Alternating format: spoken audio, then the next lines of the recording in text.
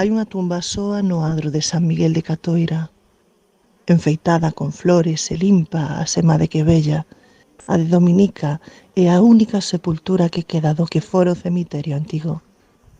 Todos os demais restos foron trasladados cando se abriu o cemiterio municipal. A historia é ben triste, e a tristeza apelan este silencio e estas flores. Moza de 19 anos, morreu no 45 e nada máis di a súa lousa, nin da súa desgraza. Isto ano lo contar a veciñanza, que garda o seu recordo. Esta moza fora no seu tempo namorada dun paio, e é que polo seu apelido Borja xa puidemos determinar a súa etnia. Este noivado foi impedido polo pai dela e por todo o grupo xitano que a rodeaba. Ela tratou de convencelos de todas as maneiras posibles, pero non houbo xeito. Así que, desesperada, quitou a vida, mais dun curioso xeito. Comeu mistos.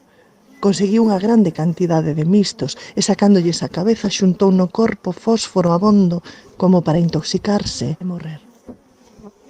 As persoas que quitan a vida teñen prohibido o enterro en sagrado, e esta foi a porfía da súa familia, soterrala no cemiterio na súa parroquia, San Miguel. O cura non quería. O exemplo da criatura era terrible, decidindo sobre a súa propia vida e non deixando o seu destino en mans divinas, polo que tras moito negociar, deixou que a soterrase no cemiterio do Adro, mais na parte traseira da igrexa, fora da vista do todo o mundo como castigo e como escarnio. E aí está a súa tumba, co seu nome e os seus poucos anos, Dominica, con flores e sen amor, pero de quen alguén se segue acordando, vistas as flores, cando xa non hai ninguén máis a quen visitar no clausurado cemiterio.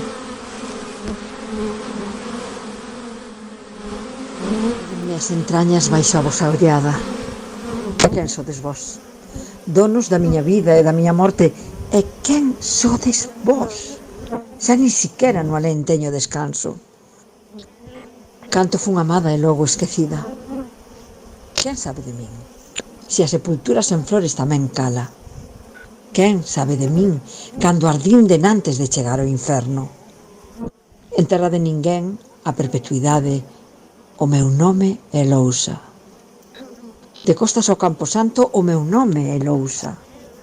E o lique perfila con trazos perfectos a voz de miña nai clamando por min, Dominica Borja.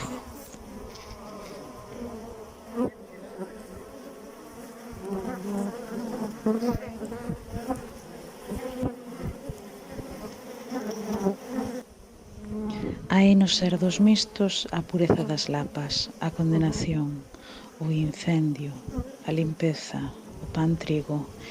É Dominica ese pan trigo carbonizado, sendo ela dona de tanta estima, de tanto sentimento, de poucos anos e de cativo berce.